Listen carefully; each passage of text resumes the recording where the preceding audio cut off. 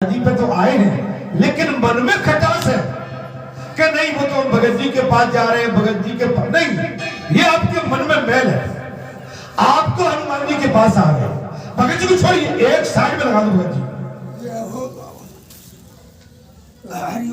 मैं ठीक कह रहा हूं, गलत कह रहा हूं? भगत जी भी हनुमान जी के पास आ रहे हैं, हम सब हनुमान जी के पास आ रहे हैं, और हनुमान जी सबके हैं और सब हनुमान जी के हैं। बोल सच्चे दरबार की जय। हनुमान जी सबके हैं, भगवान तो सबके हैं ना। अगर भगवान भगत जी भगवान होते तो घर में बैठे पूछ रहे होते। भगत जी क्यों आते हैं? भगवान के पास आते, ईश्वर के पास आते, हम सब उन्हीं के पास आते हैं।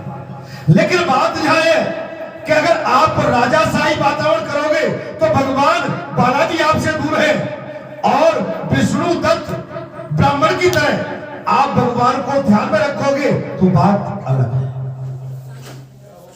अंतर है, दोनों अंतर है कि नहीं?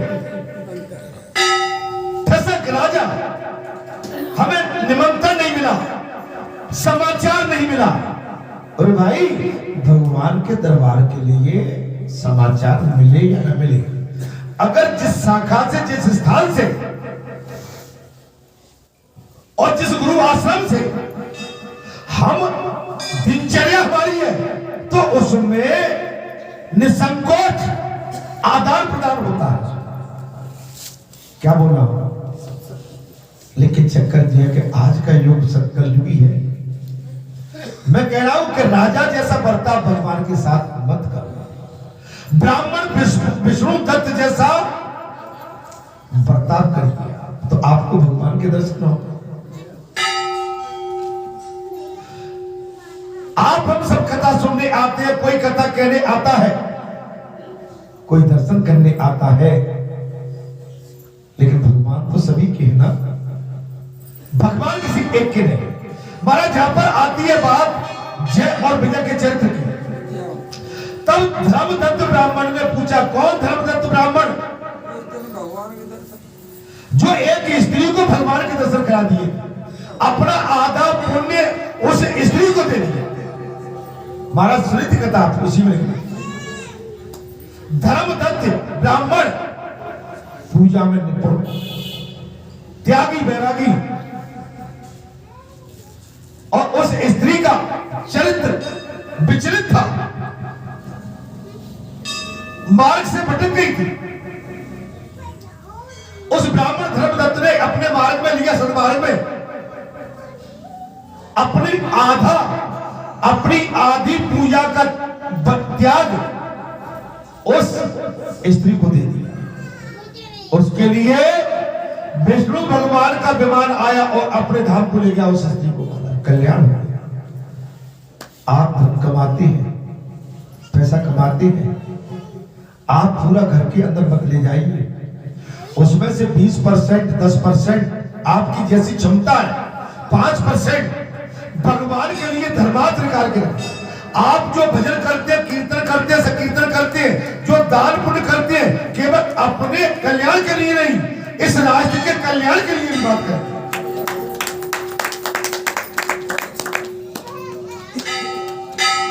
मेरे बच्चे खुश रहे, मेरा घर पलता रहे, ये भी नादानी है। मेरे बच्चों के साथ साथ हमारे भारत भूमि, हमारे राष्ट्र के अंदर और भी ऐसे अन्य बच्चे रहते हैं जो खाने पीने के लिए मोहताज हैं। हमारे सेवा भाव से उनका भी कल्याण, हमारे दान भाव से उनका भी कल्याण। बात समझ में आ रही? दान तो करना पड़ेगा। इसमें दिया कि जो धर्मदत्त ब्राह्मण ने पूजा अर्चना से जो भक्ति का खजाना था एकत्र कर रखा था, उस एक स्त्री को कल्याण के लिए उन्होंने अपनी आधी भक्ति उस स्त्री के दान कर दी, जिससे उसका कल्याण होगा। भाई आप पर धन होगा जब ही तो खर्च करेंगे ना। खर्च कब करेंगे? जब धन होगा तब। धन नहीं होगा तो खर्च कहां से करेगा? तब धर्मदत्त ने पूछा, महाराज मैंने सुना है कि जय और विजय भी भगवान विष्णु के द्वारपाल है। मैंने सुना है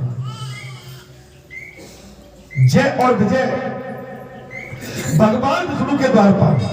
उन्होंने पूर्व जन्म में ऐसा कौन सा पुण्य किया था जिससे वे भगवान के समान रूप धारण करके वैकुंठ धाम के द्वारपाल बन गए? जय और विजय ने कौन सा ऐसा पुण्य कार्य किया था, कौन सा दान किया था जिससे वो विष्णु के वैकुंठ धाम में उनके मुख्य द्वारपाल? आप सही बताओ, आपने कौन सा ऐसा पुण्य कार्य किया था कि आप हर मंगलवार को प्रातः काल आके भगवान की कथा सुनते हैं और भगवान के आश्रम बालाजी धाम में आके आप हर मंगलवार को बैठते हैं? कौन सा आपने ऐसा पुण्य कार्य किया था? समझ रहे हो? ये आप पर भी लागू होता है।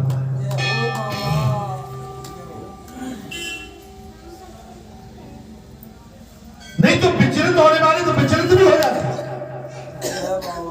एक पल का संग, सत्संग, सत्य का संग आपको वैकुंठ दे सकता है और एक पल का कुसंग आपको नरक में डाल सकता है। बोल सच्चे दरबार की जय।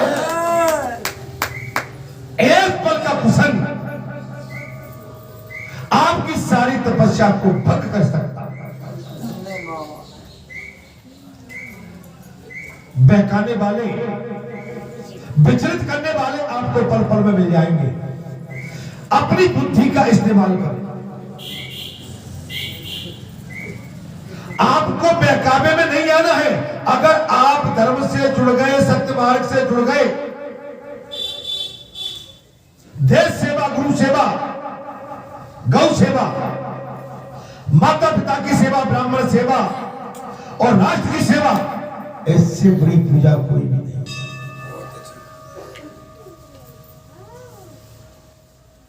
मर्यादा, मर्यादा पुरुषोत्तम भगवान श्री रघुनाथ ने साहब कह दिया था, तुम पर भजन नहीं होता कोई बात नहीं, तुम पर माला से जाप नहीं होता कोई बात नहीं, लेकिन मैंने रामचरितमानस के अंदर जो मर्यादा निर्धारित कर दी है, आप मर्यादा में रह के अपने कर्तव्यों का निर्वहन कीजिए। आपकी पूरी पूजा मुझे स्वीकार है।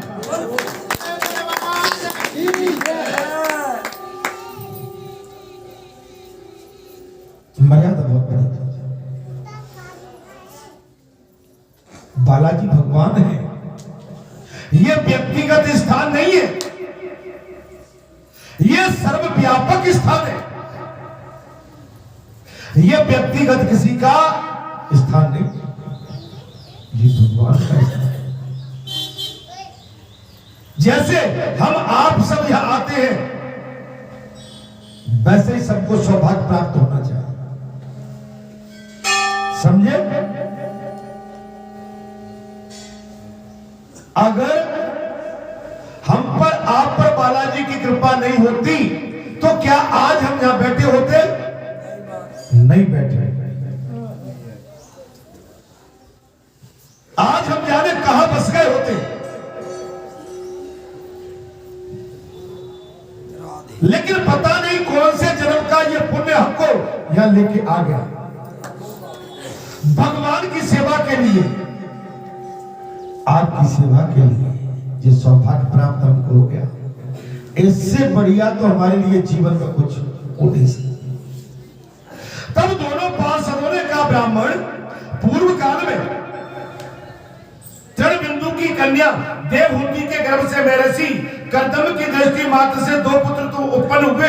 उनमें से बड़े का नाम था, बड़े का जय और छोटे का नाम विजय। कर्दम ऋषि के, कर्दम ऋषि दृष्टि मात्र से 2 पुत्र उत्पन्न, महाराज दृष्टि से, दृष्टि मात्र से 2 पुत्र उत्पन्न हुए।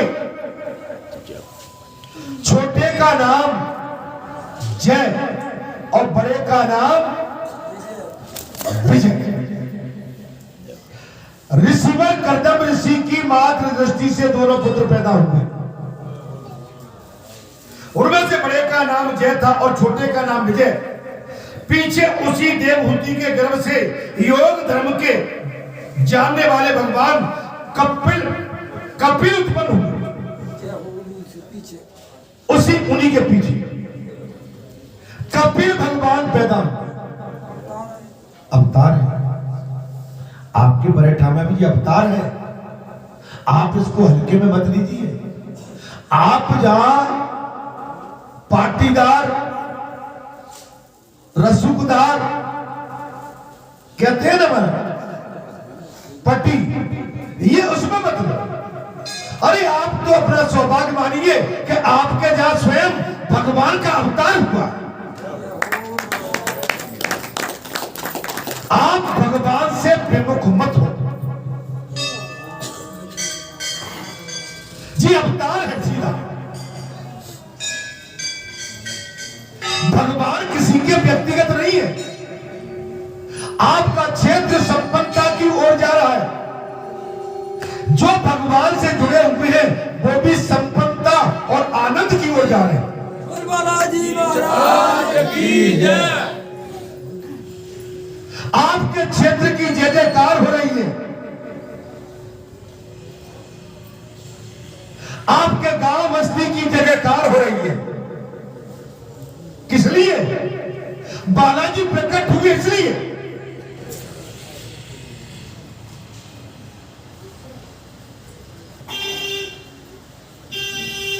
हम अनजाने बन के नहीं रह सकते। अनजाने अज्ञानता में नुकसान होता है, हमेशा नुकसान। या कोई पटेत नहीं बैठा है आपका, या तो भगवान बैठे हैं स्वयं।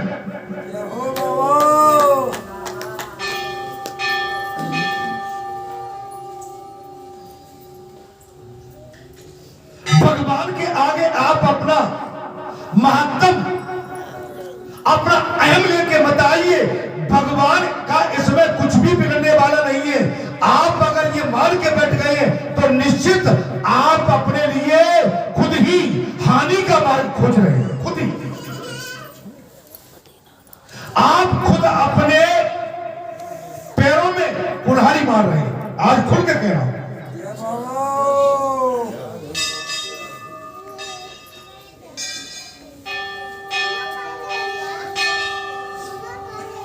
जय और विजय सदा ही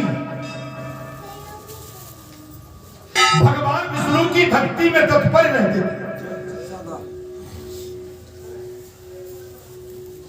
जय और विजय सदा भगवान की भक्ति में तत्पर रहते थे।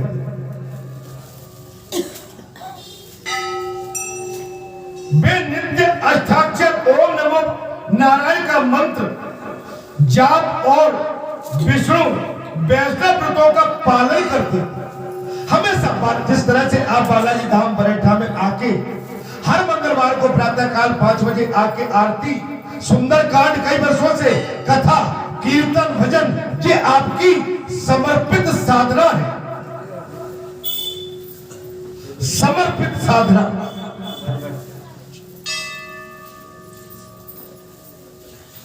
भक्ति के लिए अगर बुला के भक्ति कराई तो भक्ति नहीं है, भक्ति तो स्वयं बोलती है।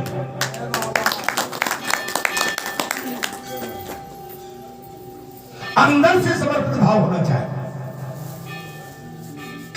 हम भगवान के दरबार में भी आके, आज ओरछा सरकार के दरबार में भी जाके, आज रतनगढ़ वाली माता के दरबार में जाके, आज ईश्वर खो के दरबार में जाके, आज महादेव बाबा गिरगांव के दरबार में जाके हम कहें कि हम बड़े हैं, तो मैं कहता हूं कि आप सबसे छोटी हो। भगवान से बड़ा कोई, ईश्वर से बड़ा कोई नहीं। ईश्वर के सामने तो तुम बहुत, तुम्हारी कुछ हस्ती नहीं है। अरे तुम तो किसी महापुरुष के सामने भी अपनी हस्ती नहीं रख सकते। अपनी सोच को संभालो, अपने मन को संभालो। जैसे एक छोटी सी कन्या जब पैदा होती है वो अपनी यौवन अवस्था में आती है, और जैसे वो यौवन अवस्था में जाके अपने यौवन को संभाल के रखती है, भक्ति का भी भाव ठीक वैसे ही है कि अपनी भक्ति को संभाल के रखती है।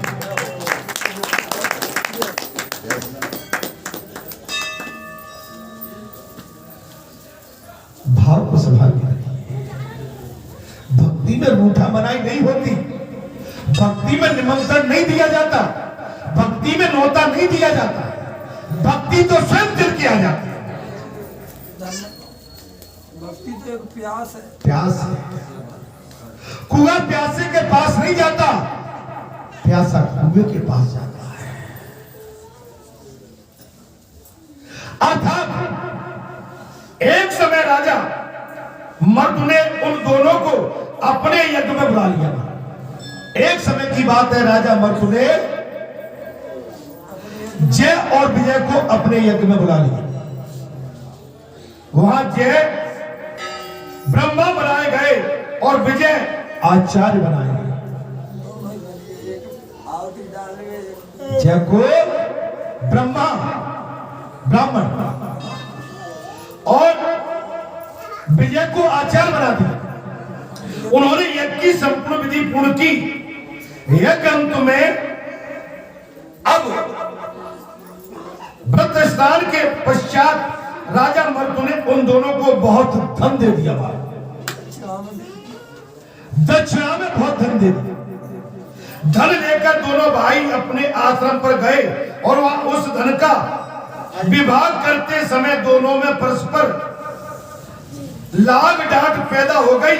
जय ने कहा इस धन को बराबर बराबर बांट लिया जाए।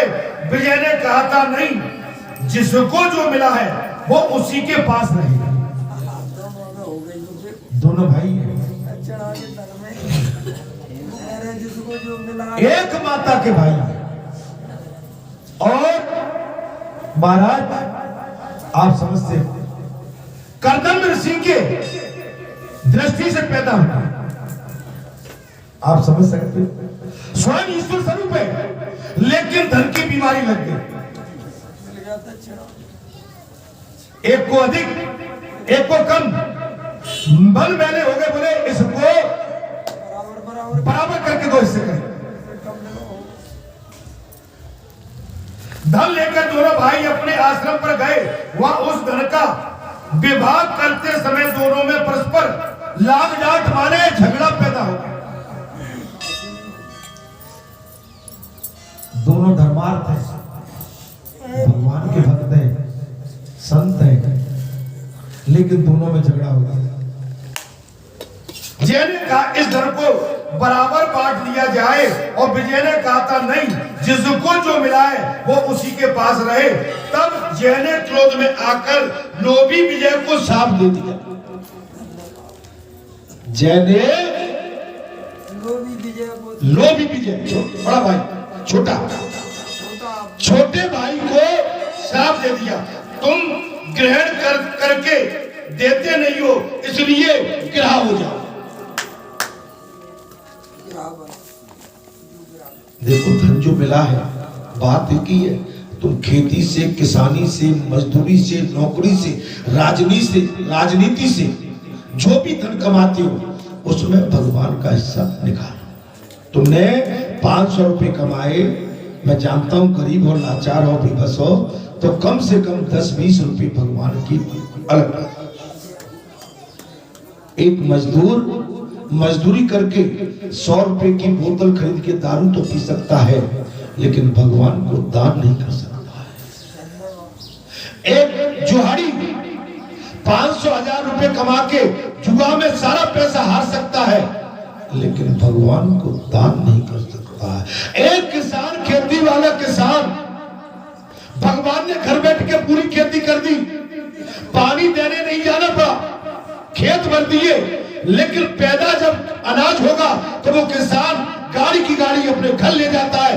भगवान को एक टाप के बोरी भी नहीं डाल सकता। बोल सच्चे दरबार की जय। भगवान के लिए मेरी माताओं तुम सुनो, ये तो नहीं सुनेंगे। असली अनाज, एक नंबर का अनाज भगवान के लिए। सबसे पहले जो अनाज घर में आता है वो सबसे पहले भगवान, ब्राह्मण और भानज और गौ, बोल बाबा। 4 हिस्सा कर दो पहले। ज्यादा नहीं है, आप पे कम है, 5-5 किलो अनाज कर दो। ज्यादा और कम है, 1-1 किलो अनाज कर दो। 2 पहले निकाल। हो बाबा। लेकिन हमारे भाई नहीं निकालते। हमारी माताएं कहती है हाँ हाँ बालाजी कमा कर धर गए जा। नहीं, आज बालाजी की कृपा से तो आप सुरक्षित हैं। आज बालाजी की कृपा से 5 बजे घंटा बजता है, आप भगवान का नाम लेने लगते हो। भले ही आप नहीं आश्रम में आ सकते, लेकिन बालाजी का घंटा जैसे ही बजता है आपकी वाणी से राम राम करने लगते हो। बालाजी ने आपकी वाणी पे राम राम का नाम रख दिया, आपका कल्याण हो जाएगा। इसी आप बालाजी के वजह से आप भय से मुक्त हैं। आपको डर नहीं है किसी बात का। आपके मन में वैसा रहता नहीं, बालाजी बैठे हुए हैं, बालाजी रहते हैं वहां पर, यहाँ पर चोर उचक के हमारे दाएं बाएं नहीं आ सकते। क्या जी आसपास या मकान बने हैं, अगर बालाजी मंदिर नहीं होता तो 20-20 साल से जो मकान बना के बैठे के बना सकते थे? नहीं बना सकते। तो बाबा के सहारे से बना। अरे जिसके सहारे तुम्हें सब कुछ मिला, आज तुम उससे भी विमुख होकर बैठे हो।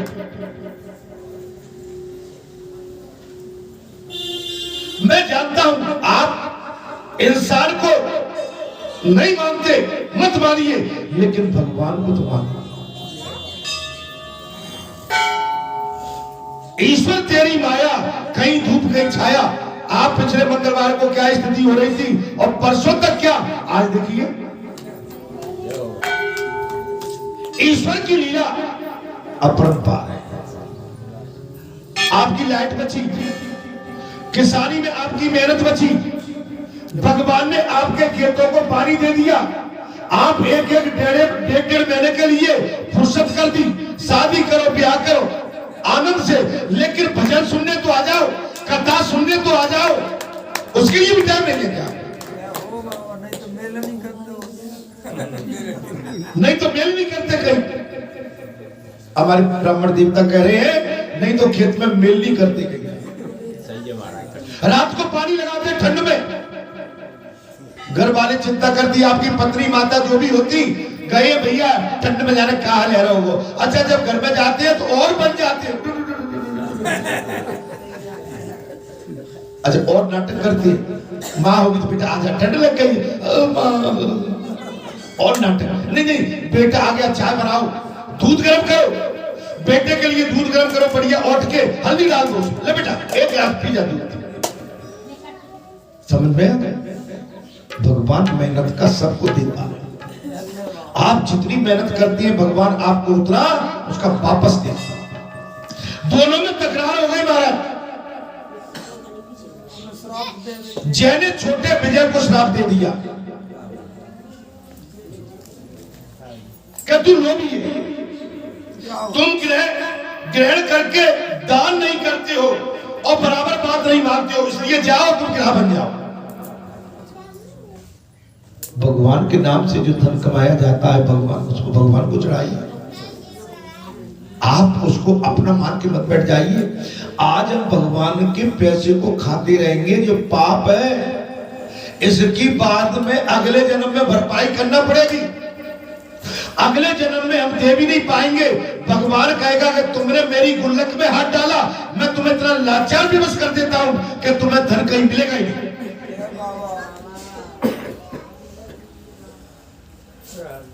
जय के सांप को सुनकर विजय ने भी सांप दे दिया, तुमने मद से भ्रांत होकर सांप दिया है, इसलिए मतांक हाथी की योनि में जाओ।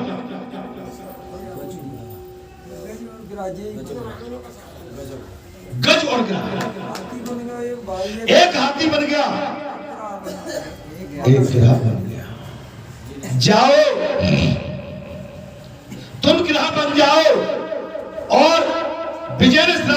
कि तुमने मदहोश होके मुझे श्राप दिया, जाओ तुम हाथी बन जाओ। तत्पश्चात उन्होंने भगवान से शाप निवृत्ति के लिए प्रार्थना की। श्री भगवान ने कहा, तुम मेरे भक्त हो, हे जय और विजय, तुम दोनों ही मेरे प्रिय भक्त हो, तुम्हारे वचन कभी असत्य नहीं होगा। तुम दोनों अपने ही दिए हुए इन शापों को भोगकर फिर मेरे धाम को प्राप्त हो जाओ। ग्रह और गज, भगवान ने इनका भी उद्धार किया। कब? जब ग्रह ने गज को सरोवर में निगला था, तब भगवान ने, तब हाथी ने पुकार लगाई थी, बोलो प्रभु अहम रक्षामि, मेरी रक्षा कीजिए। उस समय आके हाथी का उद्धार किया है और गज का और ग्रह का वध किया।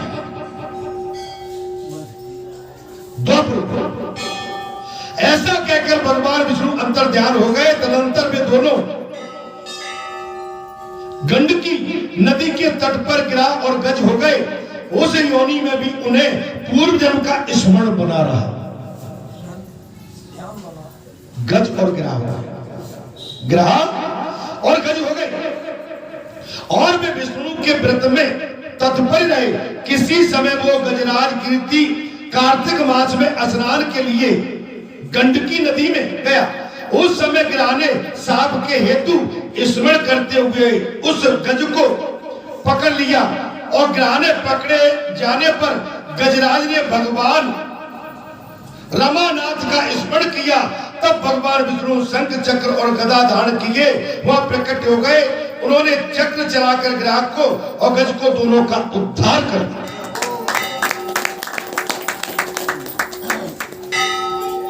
दोनों का उद्धार कर दिया।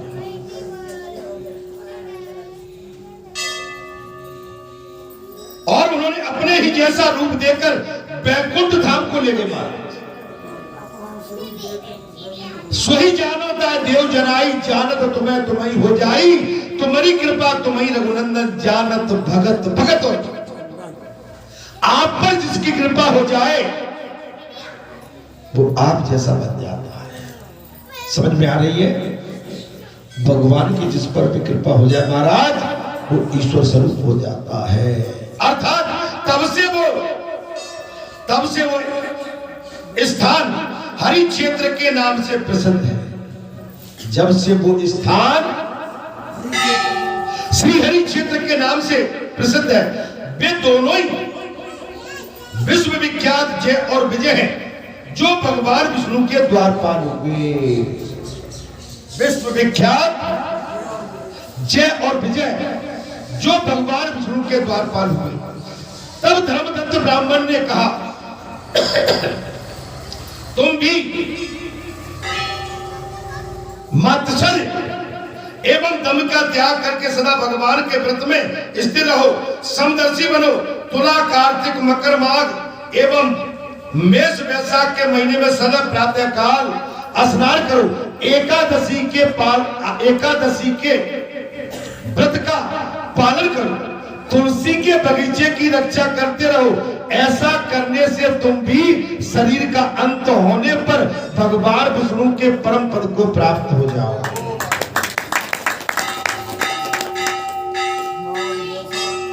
माघ वैशाख की एकादशी में एकादशी को व्रत करिए और तुलसी की रखवाली कीजिए, व्रत करते रहिए। तुम भी ऐसा करने पर तुम्हारा भी शरीर का अंत होने पर भगवान विष्णु के परम पद को प्राप्त हो जाओगे। भगवान विष्णु को संतुष्ट करने वाले तुम्हारे इस व्रत से बढ़कर न कोई यज्ञ है, न दान है और न तीर्थ है।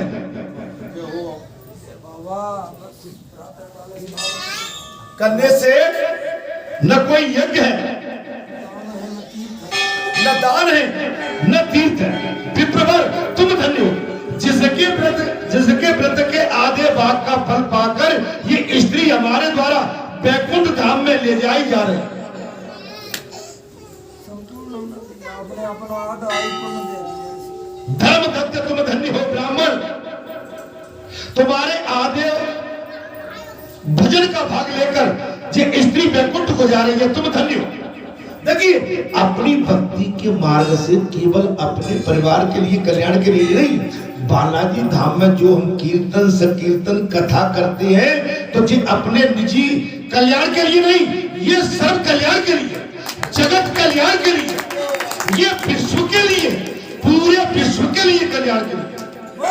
ये कथा केवल बरेटावासी या क्षेत्रवासियों के लिए नहीं है, ये संपूर्ण विश्व के कल्याण के लिए कथा चल रही है। महाराज की जय। आपका तो कल्याण हो, लेकिन आपके साथ पूरे विश्व का भी कल्याण हो।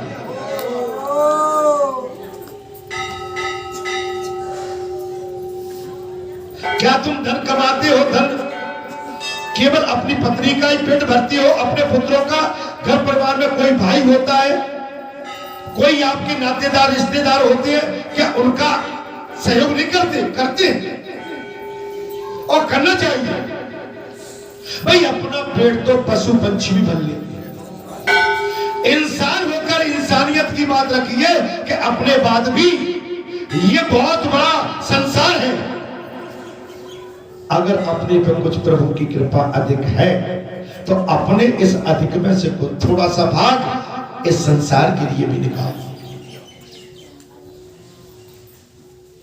आप समझ लो यहाँ पर कितना बढ़िया काम हो रहा है। बालाजी धाम, आगे वैष्णव धाम, परिक्रमा बन गई पूरी, हमारी माता दौड़ के चली जाती है।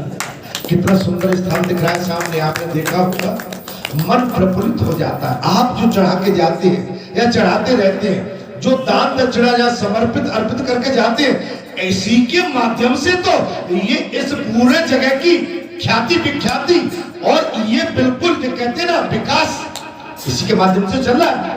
आपका 10 रुपए भी यहाँ समर्पित करते हो, वो 10 रुपए 10 लाख में पहुंच जाते हैं, तो आपका काम भले ही 10 रुपए दिए, लेकिन 10 लाख का काम कर रहा है आपका 10 रुपए। महाराज, अब तो ईंट की कीमत 10 रुपए की भी नहीं है, इससे भी अधिक। एक ईंट कितने की पड़ रही है आजकल जी? 6 रुपया है 6 रुपया एक ईंट, बताइए मैंने कितना हो गया। आप देखो ना ईंट का भाव क्या है। हमको ध्यान है कि बहुत पुरानी बात बता रहा हूं, 40-50 रुपए में 1000 ईंट आ जाती है। आप तो 5-6 हजार की बात हो रही है। जिस सीमेंट की बोरी 8.5-9 रुपए में बोरी आ जाती थी सीमेंट की, आज 350-400 रुपए की बोरी आ रही। आप देखिए मगर कितनी महंगाई, लेकिन पैसा भी बढ़ा है। पहले हमारे समाज पर पैसा नहीं था, अब हमारे हर वर्ग के समाज पर पैसा है। पहले हर समाज हैंड ऑफ माउथ रहता था, पैसा नहीं रहता था, बाजार नहीं जा पाते थे, कपड़े नहीं खरीद पाते थे, व्यवस्थाएं घर की नहीं जोड़ पाते थे, टीवी कूलर फ्रिज नहीं रख पाते थे, एसी नहीं लगा पाते थे, कार मोटर नहीं ले पाते थे, 2 व्हीलर 4 व्हीलर नहीं ले पाते, ट्रैक्टर ट्रॉली नहीं उठा पाते। आज तो बढ़िया जाते बाजार में गए और 2 घंटे के अंदर बढ़िया 10 लाख 15 लाख की कोई भी गाड़ी उठा के आप घर में रख दो शाम तक। आज पैसे की वैल्यू कम हुई है, पहले पैसे की वैल्यू थी, अब पैसा तो घर घर में बड़ा पड़ा। अर्थात महाराज, भगवान विष्णु को संतुष्ट करने वाले तुम्हारे इस व्रत से बढ़कर न यज्ञ है, न दान है और न तीर्थ है। हे विप्रवर, तुम धन्य हो जिसके व्रत के आधे भाग का फल पाकर ये स्त्री हमारे द्वारा वैकुंठ धाम ले जाई जा रही है, तुम धन्य हो। हे धर्मदत्त, हे ब्राह्मण, तुमने जो यज्ञ और तप तपस्या की, तुम्हारे तप तपस्या का आधा भाग पाकर इस स्त्री को हम अपने वैकुंठ में लेके जा रहे हैं, तुम धन्य हो।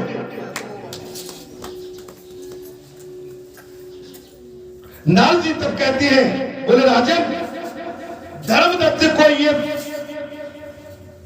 इस प्रकार उपदेश करके वे दोनों विमान चारी पार्षद उस कले के साथ वैकुंठ धाम को चले गए।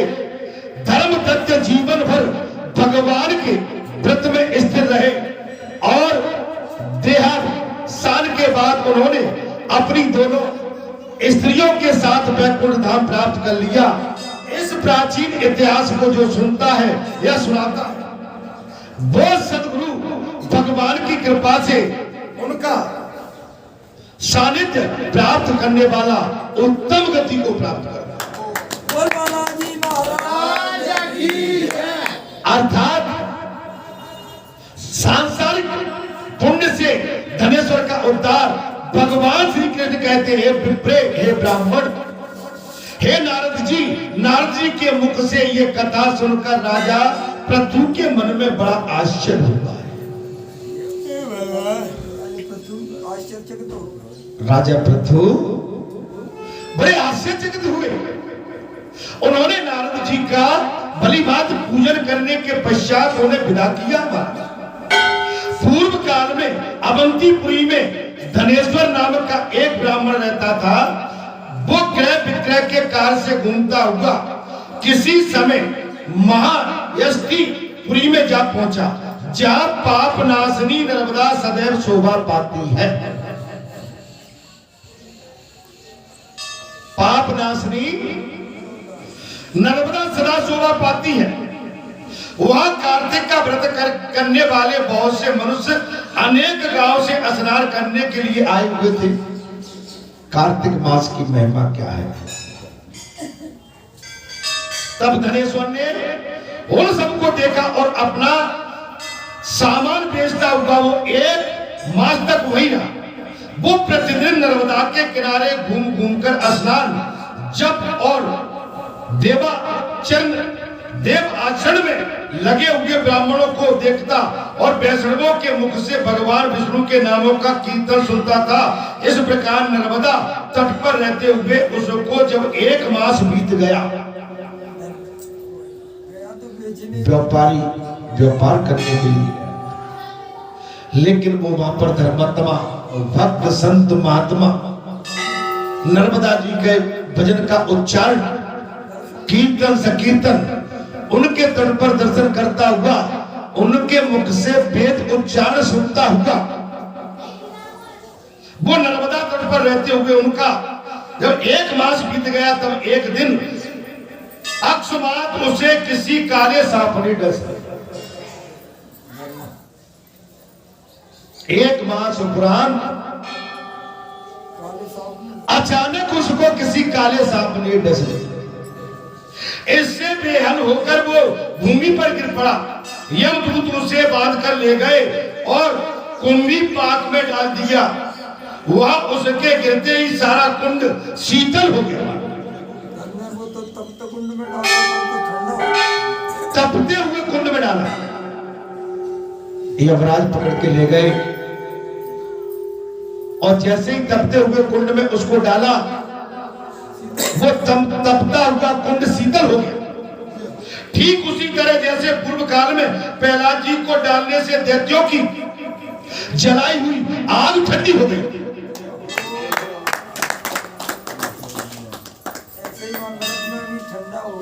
ऐसे ही उस नरक में तपते हुए कुंड में, उबलते हुए तेल के कुंड में उस व्यापारी को डाला गया, वो ठंडा हो गया। तदंतर यमराज इस विषय में पूछताछ करने लगे। इतने में ही वहां नारद जी आ गए। कथा बहुत ही सुंदर है। वहां पर नारद जी आ गए और इस प्रकार बोले, हे सूर्य नंदन, ये नरक का उपभोग करने योग्य नहीं है। जो मनुष्य पुण्य कर्म करने वाले लोगों का दर्शन, स्पर्श और उनके साथ वार्तालाप करता है, वो उनके पुण्य का छठा अंग प्राप्त कर लेता है। इसलिए ये धनेश्वर तो एक मास तक श्री हरि की कार्तिक व्रत का अनुष्ठान करने वाले असंख्य मनुष्यों के संपर्क में रहा। अतः ये उन सबके पुण्य अंश का भागी हुआ है, इसलिए अनच्छाय से प्राय प्राप्त हुआ है। इसलिए ये यक्ष की योनि में रहे। यक्ष की योनि कुछ बन जाएगा ये नारद जी पहुंच गए। आप समझ लो, आप इस समय जहाँ कथा सुन रहे हैं, दर्शन आप बाबा के दर्शनों में रहते हैं, आप बाबा के लिए सदैव आते हैं, बाबा के भजन सुनते हैं, कीर्तन सुनते हैं, तो जिन दे दिया प्रमाण कि आप अपने जीवन को सार्थक मानो कि आप यहाँ से इस शरीर को छोड़ने के बाद जब जाएंगे तो आप पर आपत्ति विपत्ति नहीं आएगी मार्ग में। तब आप नित्य कथाएं सुनेंगे। तब बोल बालाजी महाराज यदि आप किसके बहकावे में आकर आपने स्थान से विमुख हुए तो आपको संसार का पाप पुनः खेल लेगा और पाप के घेरे में आने पर आपको यात्राएं फिर मिलेंगी, नरक में जाओ। नरक में जाएंगे। आप किसी के बहकावे में, धन्य बाबा आप भगवान की कथा पर ध्यान दो, भगवान पर भरोसा रखिए। आप अगर छदम कुछ अल्प मनुष्यों के मत से कहीं खिन्न हो गए भगवान के स्थान से तो आपकी पराजय और आप पर संकट का घेरा समझ लो कि मर्रा रहा। इससे बचिए। जब भगवान की कथा संकीर्तन, आप तो हर मंगलवार को यह कथा सुनते हैं, 5-5 घंटे 6-6 घंटे बैठ के परसों बीत गई। उस व्यापारी ने तो केवल 1 मास नर्मदा तट पर उन संतों के दर्शन किए, उनके मुखाग्र बिंदु से जो देव उच्चारण निकले उनको सुना, माने सुनने मात्र से उनका कल्याण हो गया। तो तुम तो यहाँ तुमको अरसों परसों बीत गई, तुम्हारा मार्ग तो सुगम है। कब? तब तुम डटे रहोगे। तब सच्चे दरबार की जय। और विचलित रहोगे, अपना मान सम्मान के लिए जियोगे, तो उस समय नहीं, मान सम्मान में तो गड़बड़ी गड़बड़ है। आप समझ लो। अर्थात ये उन सबके दर्शन बातचीत करिए इसमें पुण्यात्मा। इसलिए यक्ष की योनि में है और पाप भोग के रूप में सब नरकों का दर्शन मात्र करके ही यम यात्रा से मुक्त हो जाए। उसे दिखाई दे नरक कि ये नरक है, अगर तुम इसमें आए तो बस जाओगे। अर्थात हे प्रिय, यो कहकर देव ऋषि नारद